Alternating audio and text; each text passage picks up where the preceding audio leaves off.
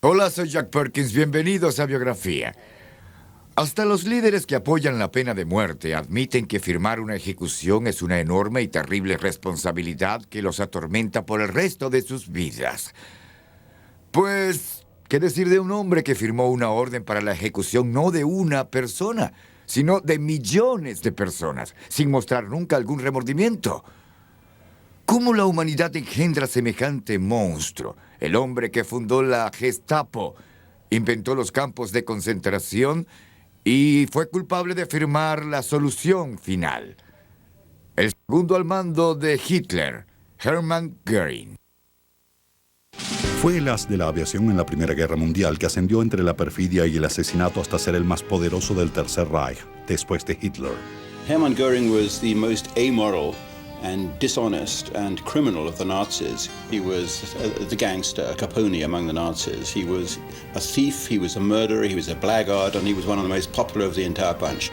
Saqueó el arte y la riqueza de Europa y vivió como un príncipe renacentista. He appears in Roman togas with sandals covered with jewels, and he greets visitors fondling bowls full of diamonds and emeralds. He's often thought of as something of a buffoon, as the lovable Nazi, but in fact he was a brutal and ambitious man who played a very important part in fulfilling Hitler's ambitions.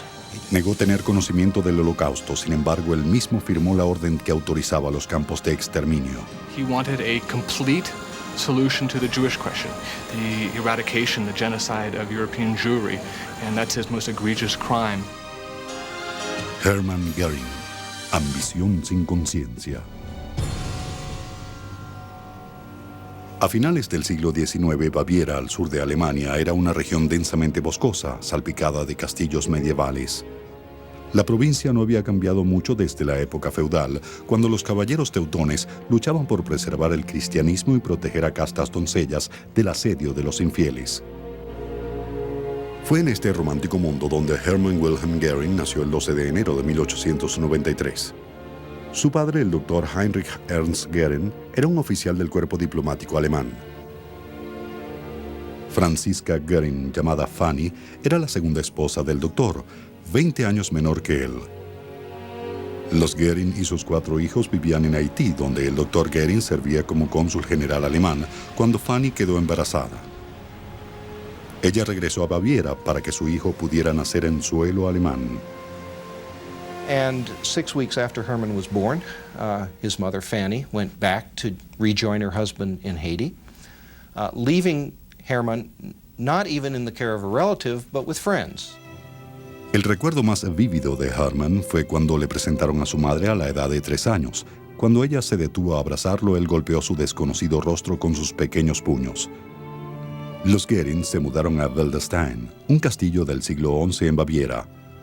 Wildestein era casi una ruina, pero a Hermann le encantaba jugar a los soldados en sus muros. Wildestein pertenecía a Richard von Eppenstein, rico terrateniente judío amigo de la familia desde hacía muchos años. En verdad, von Eppenstein y Fanny Göring eran amantes.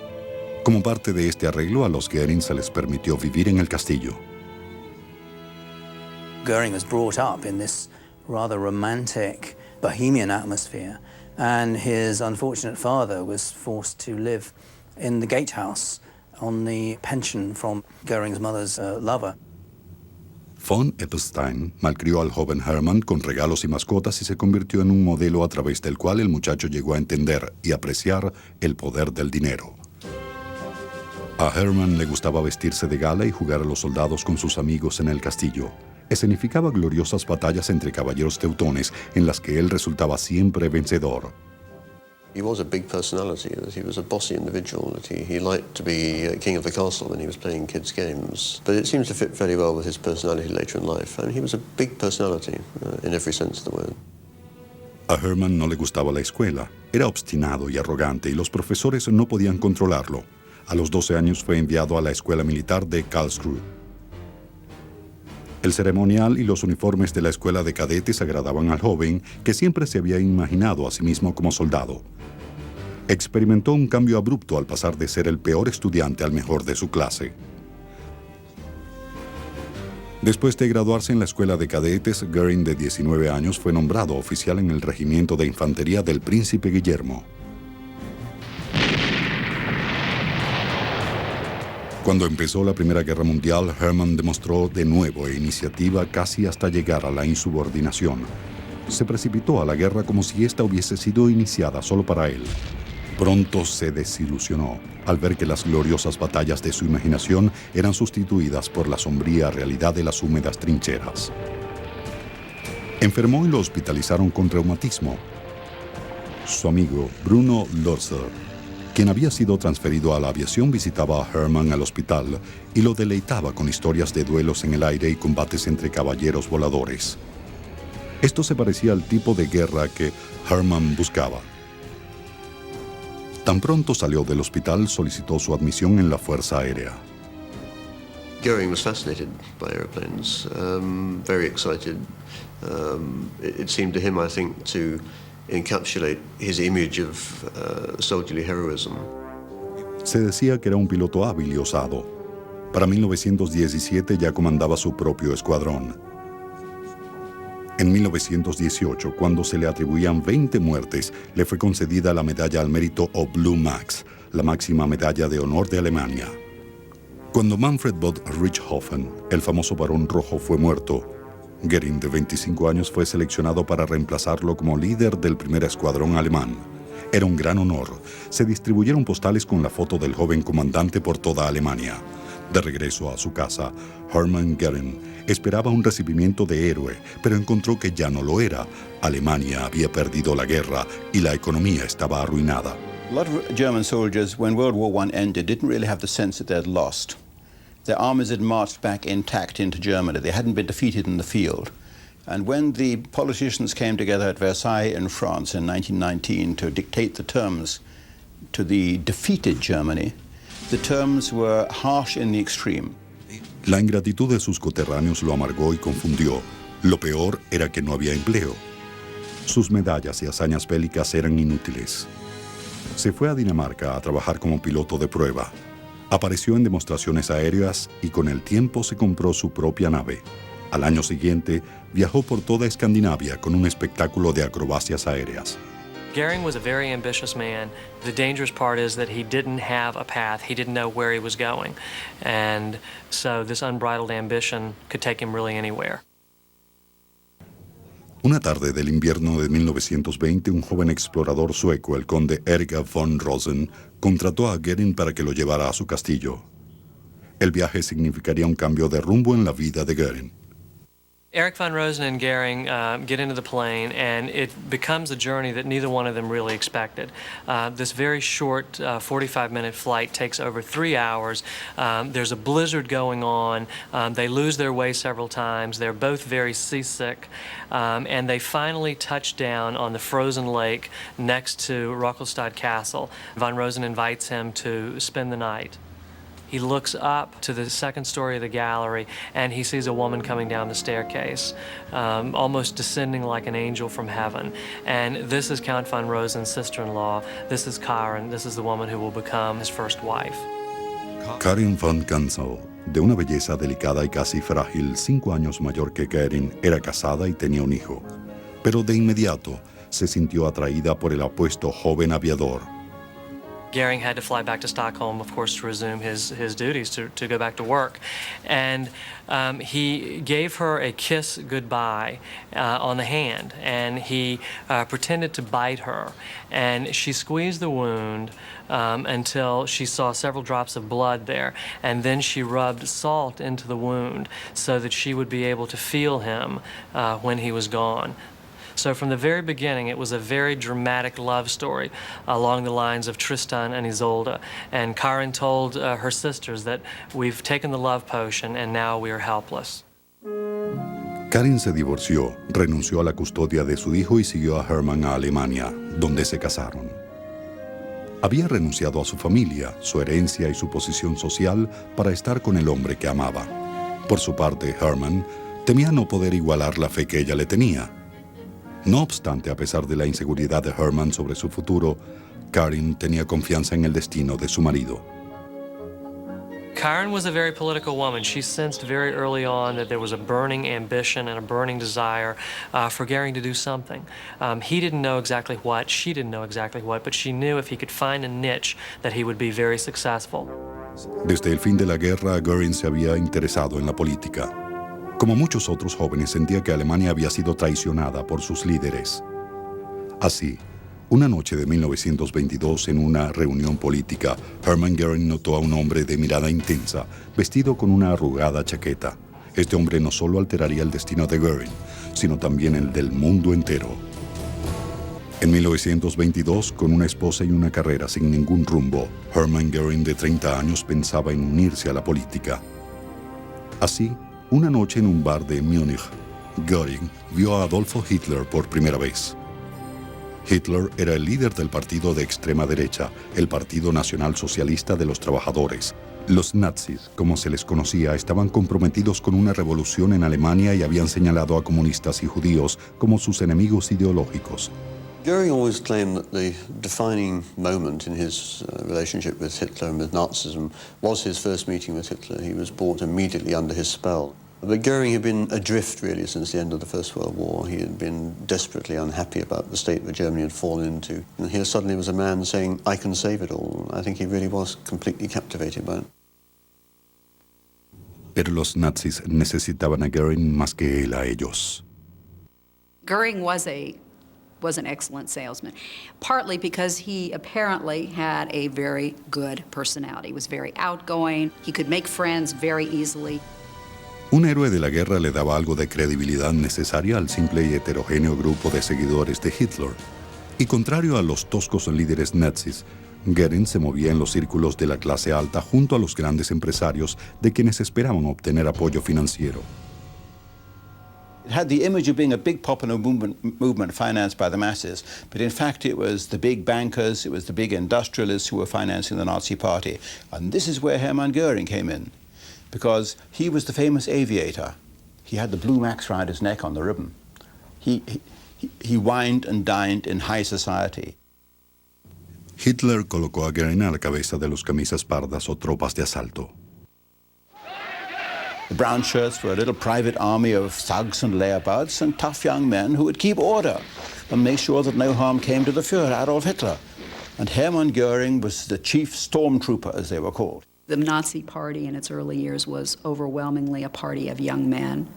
And in fact, the profile of these men is not unlike the skinheads of today. Young men between the ages of 19 and 29 or 30, many of whom don't have jobs.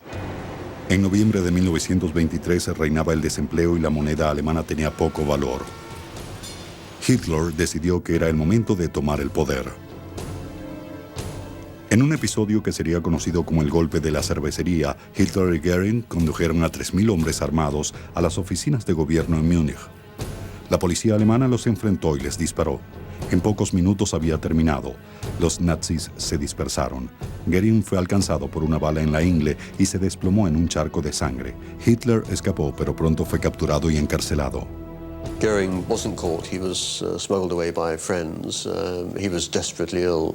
He'd been hit in the groin by a bullet, an injury from which he never really recovered.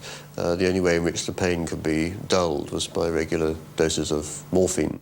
Karen and Goering flee over the border into Italy. And all of this is taking a toll on Karen's health, of course. She's never been a particularly healthy woman, and now she's on the run with a very sick and drug-addicted husband. La adicción de Goering empeoró. La pareja viajó a Suecia, donde su dependencia aumentó al punto de atacar a su enfermera. Lo internaron en una celda para enfermos violentos en un sanatorio durante 3 meses.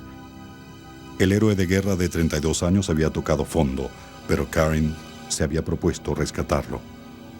She wrote him these letters, pleading with him to kick the habit, saying, you are too great a man. A magnificent future lies ahead of you. Please stop doing the drugs. Rescue yourself while you still can. And these letters are enormously moving letters to read. And you can truly say this woman is the woman who saved his life and brought him back from the abyss. Goering mejoró, pero la herida lo había dejado impotente. pasarían 20 años antes de que pudiera controlar su adicción a la morfina. Por ahora, él y Karin se enfrentaban a un nuevo comienzo. Los honorarios del médico de Herman los había dejado sin dinero. Karin se vio obligada a subastar gran parte de sus bienes personales para pagar la renta. He was sitting in a room in their apartment, and there was an auction going on, and he was sitting in one room, and the auction was going on in the next room. And every time he heard the gavel fall, that meant that another one of Karin's family heirlooms had been sold. And every time the gavel fell, it was like a knife going into him. And after that, he swore that he would pull himself up and that he would give her back everything that she had lost. And that's when his megalomania first started. Para 1927, los nazis tenían tanta popularidad que finalmente era seguro el regreso de Karin Herman a Alemania. En poco tiempo, Göring estaba en el punto donde se había detenido, vendiendo el partido nazi a los grandes empresarios. En 1928 fue uno de los 12 miembros del partido nazi elegidos al Congreso. 5 años después del golpe de Múnich, Göring, mano derecha de Hitler, volvía a la cima. Pero aún con el auge de su fortuna profesional, la vida privada de Göring siguió siendo turbulenta. Las penurias de los últimos años habían hecho mella en la salud de Karin, a quien habían diagnosticado tuberculosis. En 1931 su condición era crítica. Herman se mantenía cerca de su lecho, pero entonces Hitler lo llamó a Berlín. A un paso de la muerte, Karin lo exhortó a ir, pues era importante para su carrera. Cuando llegó el fin, Herman estaba en Berlín discutiendo de política con Hitler. Göring returned to Stockholm immediately after he received the news that Karin had died. He was quite wild with despair, weeping and throwing himself over the coffin, screaming, "Now nothing holds me back." And this is very important because up to this time, Karin had really been a moderating influence on him.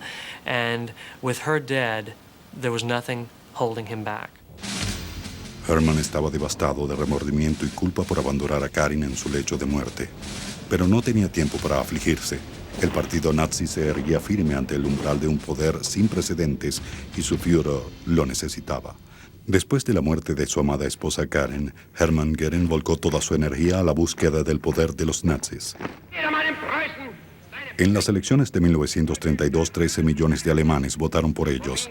Göring fue electo presidente del Reichstag, o Congreso alemán.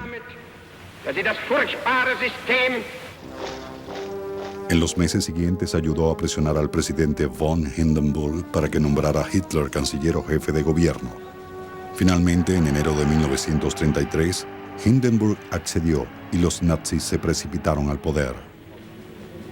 Hitler nombró a Göring ministro prusiano del Interior, con lo cual obtuvo amplios poderes civiles, incluyendo el control de la principal fuerza policial germana. Ágilmente, Göring reemplazó a miles de oficiales de policía por miembros de las tropas de asalto nazis. The Nazi bully boys could go around attacking socialists, smashing up trade union premises and intimidating all their opponents without any fear of hindrance or by the police, of arrest or prosecution. Göring creó una fuerza policíaca auxiliar que se encargaría de la subversión política, la Gestapo. Heinrich Himmler sería su jefe. It was Göring who got the brown shirts to set up the first concentration camps in 1933 to lock up the Nazis' German opponents. And it was Göring really who was in many ways the key figure in masterminding the violent attacks on the Nazis' opponents, the bullying, intimidation, beatings up, murder, maltreatment, humiliation. Poco menos de un mes después de llegar los nazis al poder, el edificio del Reichstag, sede del Parlamento alemán, fue incendiado. Göring llamó al hecho una afrenta del comunismo. Los nazis aprovecharon el hecho para arrestar a miles de comunistas, la última amenaza de la dominación nazi. No one's entirely sure who set the Reichstag on fire. There are some to this day who believe that the Nazis did it, but there's no real firm evidence. Göring, Hitler, and the others just took advantage of the situation and used it for their own purposes. Semanas después del incendio, el Parlamento alemán aprobó unánimemente designar a Adolfo Hitler dictador. Con Hitler en el poder, Göring se dispuso a consolidar su propia posición como el segundo hombre del Tercer Reich. Los camisas pardas, las tropas de asalto, con más de 2 millones de hombres, eran comandados por el rival de Göring, Ernst Röhm. Göring and Himmler, who had taken over from Göring as head of the German police, were concerned that Ernst Röhm had too much power because, after all, he was in command of 2 million brown shirts. And Röhm made no secret of the fact that he wanted this brown shirt army to replace the regular German army. Finally, Röhm was an embarrassment to the Nazis because it was well known that he was a practicing homosexual. They would later go on to kill thousands of homosexuals in concentration camps.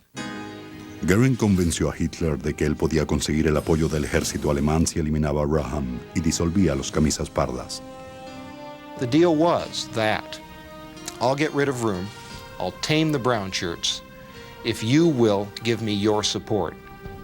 I will have the army and big business on my side. Göring and Himmler urged Hitler to do this, in part because it was a way of eliminating Röhm as a rival. El 13 de junio de 1934 empezó la noche de los cuchillos largos. Röhm y los cientos de líderes de los camisas pardas fueron ajusticiados a balazos por la SS, bajo las órdenes de Hermann Göring y Heinrich Himmler. Con la muerte de sus rivales, Göring se erguía seguro ante la inminencia de un poder sin precedentes, y no había nada que lo detuviera. Göring y Himmler habían eliminado a Röhm y a los líderes de los camisas pardas en la noche de los cuchillos largos. El agradecido Führer nombró a Göring primer ministro de Prusia y ministro de la aviación. Ahora Göring era responsable de la creación de una fuerza aérea alemana, a pesar de que esto había sido prohibido por los términos del Tratado de Versalles. Para ayudarlo en esta tarea formidable, Göring consiguió el apoyo de Erhard Milch, presidente de Lufthansa, la línea aérea alemana. Trabajando en secreto, Göring y Milch crearon una fuerza aérea alemana ante las narices de los aliados. En 1935, Hitler anunció con arrogancia la existencia de su nueva y poderosa Luftwaffe, con una flota de 1.800 aviones. Al año siguiente, Hitler designó a Göring jefe del plan económico de 4 años, por medio del cual Alemania sería autosuficiente en su preparación para la guerra. Göring, que admitía no saber nada de asuntos económicos, ahora estaba a cargo de toda la economía alemana. His power was immense, and of course the money that flowed as well, and the corruption that came with the money, and the wealth that came with the corruption and the money, and the oil paintings and the art collections and the statues. It was all Hermann Göring, and he was immensely popular because of it. A medida que el poder y el prestigio de Göring aumentaban, crecía su vanidad. Se diseñó ostentosos uniformes repletos de medallas, cruces y condecoraciones. Además, llevaba un bastón de mando incrustado de diamantes. Göring loved to wear jewelry. He would flounce around in very flamboyant clothes. Some claim he changed uniforms about 5 times a day, and he loved to dress up in nice, spiffy uniforms. En su papel de zar de la economía, tenía al empresariado y a la industria a sus pies. Sus favores y sobornos lo enriquecieron. Se construyó un pabellón de caza al norte de Berlín y lo llamó Karin Hall, en honor a su fallecida esposa. Karin Hall was an extraordinarily opulent, almost vulgar building. Göring boasted that it was made entirely from raw materials which were German in origin, and it was. But rich marbles and timbers and so on. It was people arrived there and they thought they were arriving at the palace of some modern prince. In it, Göring kept an extraordinary, almost bizarre wardrobe. He loved dressing up. He would hold these lunch parties at Karin Hall, which would go on for hours and hours, and the people who attended them, so they'd never seen anybody capable of holding so much drink and eating so much. He ended up with an immense weight problem. He was a perfumed mountain of quivering flab. En una pomposa, por no decir horrenda ceremonia, hizo traer el cuerpo de Karin desde Suecia hasta una tumba en su propiedad. And it was a bitter disappointment that she died so early in 1931, before the Nazis came to power, and before he attained his great wealth, and before he was able to pay her back for all the sacrifices that she made for him. Su talle, siempre en aumento, y su extraordinaria vitalidad le ganaron el cariño del pueblo alemán. He is probably the most popular leader in the Third Reich. He had this sort of common touch that Hitler didn't have. Goering was earthier. He liked bawdy jokes. He liked hunting. He liked drinking beer. He liked to be seen with all sorts of people, being the center of attention, of course. A pesar de su respeto a la memoria de Karen, Goering disfrutaba de su papel de viudo más codiciado de Alemania. Por un tiempo dirigió sus afectos hacia Emmy Sonnemann, popular actriz teatral. El amorío causó tanto revuelo que Hitler los instó a casarse en nombre del decoro. Puesto que el Führer era soltero, Emmy se transformó en la anfitriona y primera dama no designada de la élite alemana. 3 años después de su matrimonio, la feliz pareja sorprendió a familiares y amigos con el anuncio del embarazo de Emmy. The bullet which had passed through his groin in the putsch in 1923 had severed vital parts of his anatomy, which made it impossible for him to have a child. So the world was astounded when in June 1938, Edda, his daughter, was born. The answer is artificial insemination. Desde finales de la Primera Guerra Mundial, los nazis ya culpaban a los judíos por todo, la derrota en la guerra y el desempleo. En noviembre de 1938, las sinagogas, las tiendas y los comercios judíos fueron saqueados y destruidos por pandillas nazis. Este suceso fue llamado Noche de los Cristales Rotos, en referencia a los vidrios rotos que cubrieron las calles. Hermann Göring estaba enfurecido con los nazis que habían ordenado la destrucción. Göring's interest in the fate of the Jews was very largely an economic one. He saw the Jews as a kind of a milch cow while they were in Germany, to be plundered, expropriated, and then kicked out, impoverished. As more parts of Europe fell under German control, he simply extended that principle. Grab Jewish property, grab Jewish businesses, exploit them for the benefit of the war effort. Göring dijo a los líderes nazis que la Noche de los Cristales Rotos había sido una terrible pérdida. La propiedad judía no debía ser destruida, sino confiscada. Al año siguiente, Göring, como ministro del Interior, creó una agencia para la emigración sistemática de judíos alemanes a varios destinos, incluyendo Palestina. Para octubre de 1939, 300.000 judíos habían abandonado Alemania. Pero el estallido de la guerra imposibilitó más emigraciones y Göring se vio obligado a considerar un plan alternativo, ya bosquejado en los días posteriores a la Noche de los Cristales Rotos.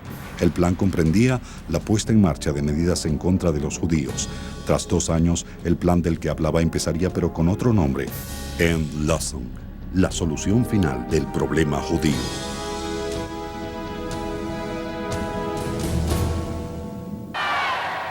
En 1939, mientras Alemania intimidaba al mundo con una guerra, Hitler declaró a Hermann Göring segundo al mando y heredero natural.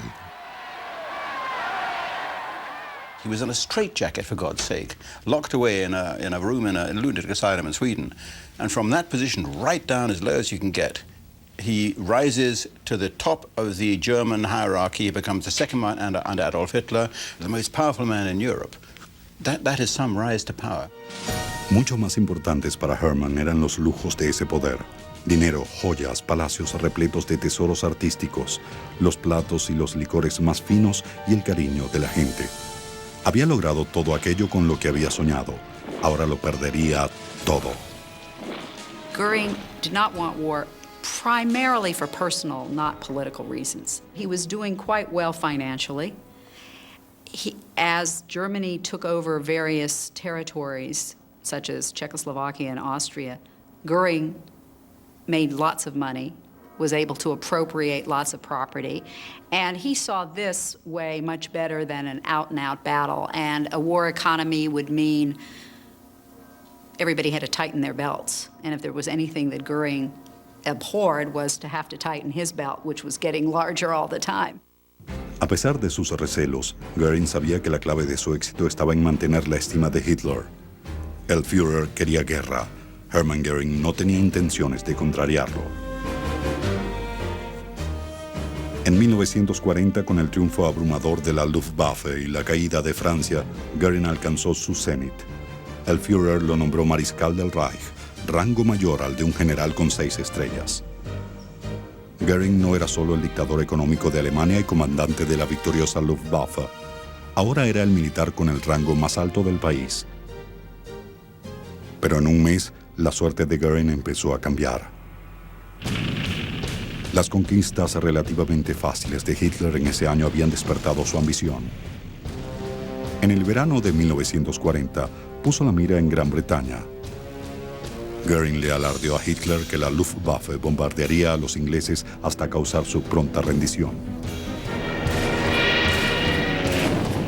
El 13 de agosto de 1940 comenzó la batalla de Inglaterra. Desde el primer día, se hizo evidente que la Luftwaffe estaba en serios problemas. Los rápidos bombarderos de la Blitzkrieg no eran lo suficientemente pesados para el tipo de bombardeo necesario en Gran Bretaña. Además, consiguieron una fiera oposición de la Real Fuerza Aérea. La Luftwaffe de Göring sufrió graves pérdidas. He was trying to do too much. If you wanted to be Supreme Commander of the Air Force, you didn't at the same time try to run large parts of the economy, try to be a major Nazi politician. But he was unwilling to delegate responsibility to subordinates, jealous of delegating responsibility. La batalla de Inglaterra fue la primera derrota de la maquinaria bélica del Tercer Reich. A partir de entonces, Hitler empezó a desconfiar de su comandante. Desde la noche de los cristales rotos, Göring había discutido con otros miembros de la élite nazi, pero nunca con Hitler, sobre el destino de los judíos en Alemania y en los países conquistados. Hitler llamó a los judíos destructores de la civilización y apoyó su expulsión de Europa de cualquier forma práctica. Antes de junio de 1941, el plan nazi para los judíos era la deportación a la isla de Madagascar, en las costas de África. Pero la costosa invasión de Rusia hizo irrealizable el plan Madagascar. Ahora Hitler veía la erradicación como la única elección y dio a conocer su conclusión a los jefes de la Gestapo. Reinhard Heinrich, jefe encargado de la SS, escribió una orden y la envió a Göring, mariscal del Reich, para su firma. La orden autorizaba a la Gestapo a emprender lo que se denominó la solución final del problema judío. Los judíos iban a ser agrupados en cuadrillas de trabajo y transportados al este, donde literalmente trabajarían hasta morir. Cuando estuvieran demasiado débiles para seguir trabajando, serían enviados a campos de exterminio. Los que fuesen lo suficientemente fuertes como para soportar el trabajo serían considerados una amenaza para la seguridad del Reich y serían ejecutados. Göring solo le echó un vistazo al documento antes de firmar lo que se convertiría en la sentencia de muerte para millones de judíos europeos. This is the closest thing we have to an executive order for the Holocaust. I mean, there is no extant order from Hitler himself. And Göring, a second man of the Reich, told Heydrich that he wanted a complete solution to the Jewish question, the eradication, the genocide of European Jewry, and that's his most egregious crime. He complained bitterly that valuable resources were being lost when skilled Jewish workers were murdered, but as a man who shared the anti-Semitic convictions of the rest of the Nazis, he didn't care that much about the fate of the Jews, and he certainly wasn't going to jeopardize his position with the Führer by intervening to obstruct the mass murder program. El régimen nazi mató entre 5 y 6 millones de judíos. Para Hermann Göring fue más cómodo ignorar las consecuencias de su orden. Para él, los campos de exterminio no existían.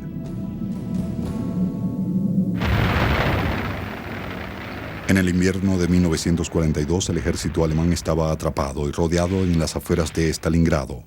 Hitler no quería admitir la derrota, ni siquiera el estancamiento, y buscaba alguna salida favorable. Göring estaba ansioso de redimirse ante Hitler. La batalla de Gran Bretaña había empañado su imagen de héroe conquistador alemán. La derrota había conjurado sentimientos infantiles de falta de afecto y rechazo, sentimientos que trató de aplacar con morfina. Quería desesperadamente volver a ser el victorioso caballero de Alemania. Stalingrado se presentaba como su oportunidad de oro. Sin consultar a sus comandantes de la Luftwaffe, le dijo a Hitler que su fuerza aérea salvaría al ejército. Hitler was desperate to win the Battle of Stalingrad. He clutched at this straw which Göring offered him. El clima ruso hizo imposible el rescate. Incluso entonces Göring, en su sed de gloria, subestimó en alto grado el número de aviones que necesitaría.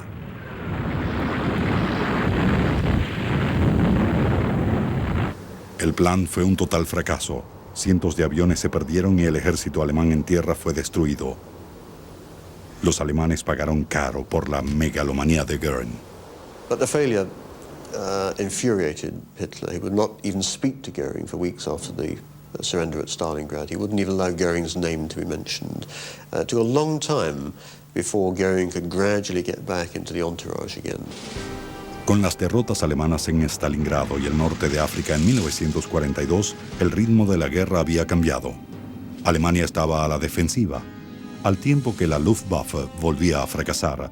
De igual manera caía el aprecio de Hitler por Goering. Hitler designó a Albert Speer ministro de la producción. Speer asumió muchas de las responsabilidades internas de Goering. Hitler comenzó personalmente a dirigir operaciones de la Fuerza Aérea. A medida que Goering perdía el aprecio de Hitler, se retraía a un estado de delirio y complacencia. La guerra que él conocía estaba perdida. El sueño se desmoronaba. No obstante, se aferró a la idea de que Hitler abdicaría o sería asesinado.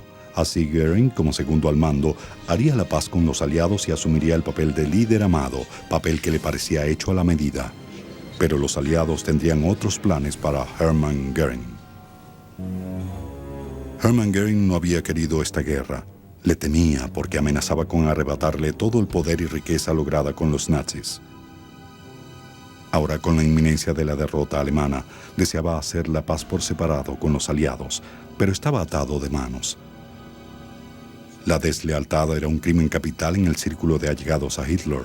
Un paso en falso y Goering, mariscal del Reich o no, podía terminar colgado de un gancho de carnicería en un sótano de la Gestapo. Mientras la pesadilla de Goering se acercaba a la realidad, hundía su ansiedad en las arenas de la complacencia. Incluso cuando estaba siendo sustituido por otros en cuanto a poder e influencia, Goering seguía viviendo como un sultán. Recorría Alemania y Francia en su tren privado llamado Asia. En París se hospedaba en el Ritz y cenaba en Maxim's.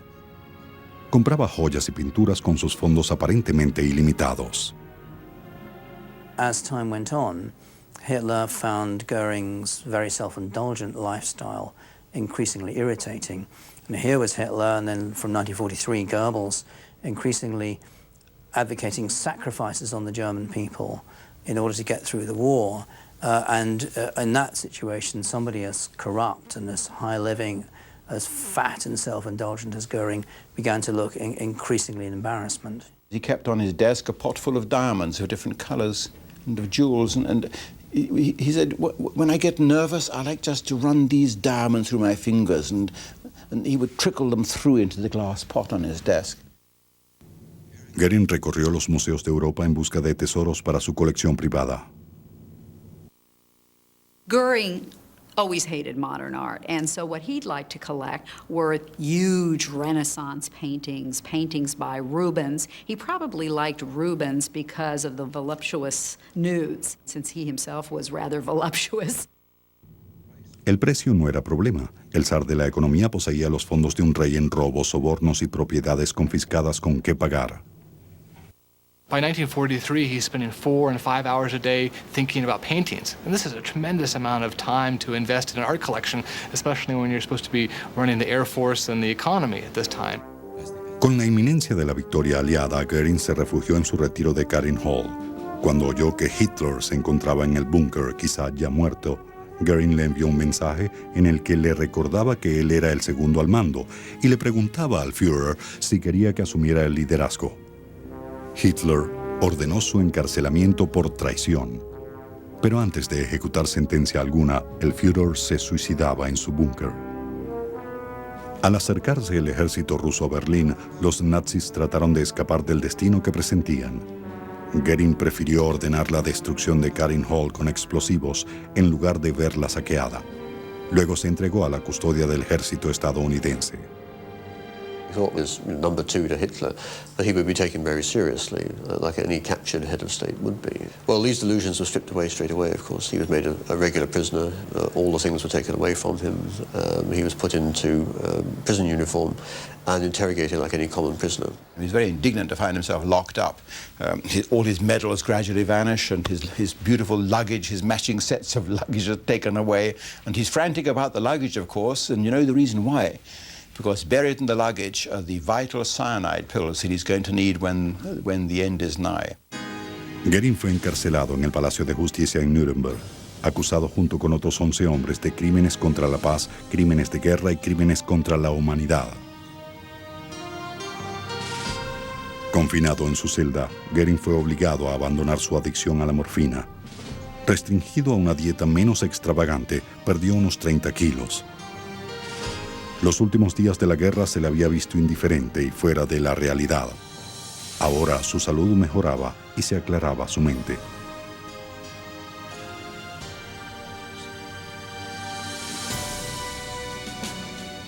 Cuando el juicio empezó, Goering estaba en perfecto estado. Defendió las acciones propias y las del régimen nazi. Nuremberg shows us what Goering was capable of, that he was intelligent, that he was a skilled orator, that he was a gifted politician, that we should not underestimate him. He was not a mere buffoon. He was an intelligent and at times terrifying person. Estoy dispuesto a quedar en la historia alemana como un gran hombre, dijo a su médico. Si no puedo convencer a la corte, al menos convenceré al pueblo alemán de que todo lo que hice fue por el gran Reich alemán. En 50 o 60 años habrá estatuas de Hermann Goering por toda Alemania.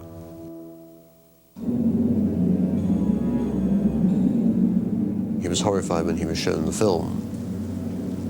Actually shown what physically happened to the people who were persecuted as a result of the orders which he had signed. Uno por uno, los demás acusados sucumbieron, admitieron su culpa o culparon a Hitler por sus crímenes. Solo Goering se mantuvo firme. Dijo a la corte que no admitiría la culpa ni para sí ni para su país. El 1 de octubre de 1946, el tribunal dictó sentencia a Hermann Goering. No existe ningún atenuante, dijeron. Su crimen es único en magnitud. Fue sentenciado a la horca. Pero al final, el saqueador de Europa robó incluso a su verdugo. Cuando fueron a buscarlo, yacía muerto en su celda, envenenado con cianuro. Era el 15 de octubre de 1946. Tenía 53 años. Se ha especulado mucho que Goering convenció a un guardia de recobrar de su equipaje una cápsula con veneno, pero eso nunca se ha probado. Toda su vida, Hermann Goering buscó la fama y el reconocimiento para compensar los rechazos de su temprana existencia.